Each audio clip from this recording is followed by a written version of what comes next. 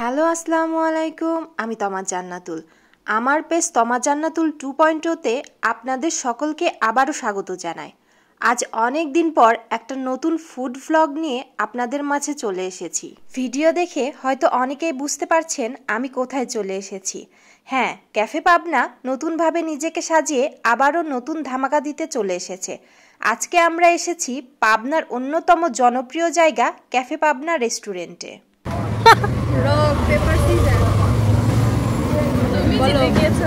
Cafe Pabna. আমার cousin আর আমার মধ্যে রক পেপার সিজার করে শেষমেশ আমি জিতে ক্যাফে পাবনা যাওয়ার ডিসিশন নেই। গিয়েই আমরা কিছু খাবার অর্ডার করে দেই। এই অপেক্ষার সময়টুকু আমরা কাজিনরা মিলে কিছু ফটো তুলে নিচ্ছিলাম। ক্যাফে পাবনার এই নিউ লুকটা এত ভালো লাগছিল, খুবই ফটোজেনিক স্পট, ছবিগুলোও অনেক সুন্দর আসছিল। ক্যাফে পাবনার এনভায়রনমেন্ট আমার আগাগোড়াই অনেক পছন্দের। সফট লাইটিং, বসার জায়গা প্রশস্ত, আর এই নিচে বসার জায়গাটা বেশ আরামদায়ক। আর এদিকে গল্প করতে করতে আমাদের খাবার চলে এসেছে। আমরা অর্ডার করেছিলাম চিকেন শর্মা আর একটা চিকেন চাপ থালি। চিকেন শর্মাটা দেখতে খুবই লোভনীয় লাগছিল। আর চিকেন চাপ থালি নেওয়ারও একটা কারণ ছিল, সেটা পরে বলছি।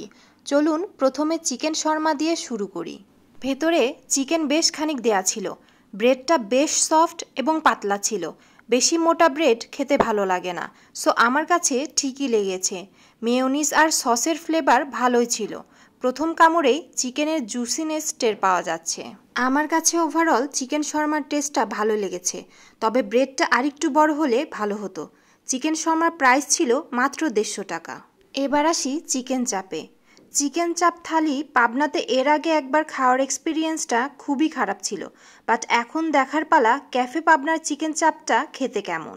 চিকেনের বাইরের দিকটা হালকা ক্রিস্পি ছিল, মশলাগুলো বেশ ব্যালেন্সড লেগেছে। আর সাথে থাকা দুটো বড় বড় লুচি খুবই সফট ছিল। আর এই গ্রিন সসটা ভাই রে ভাই, এত মজা, একবার ফুরিয়ে গিয়ে আমরা আবার এক্সট্রা করে নিয়েছিলাম।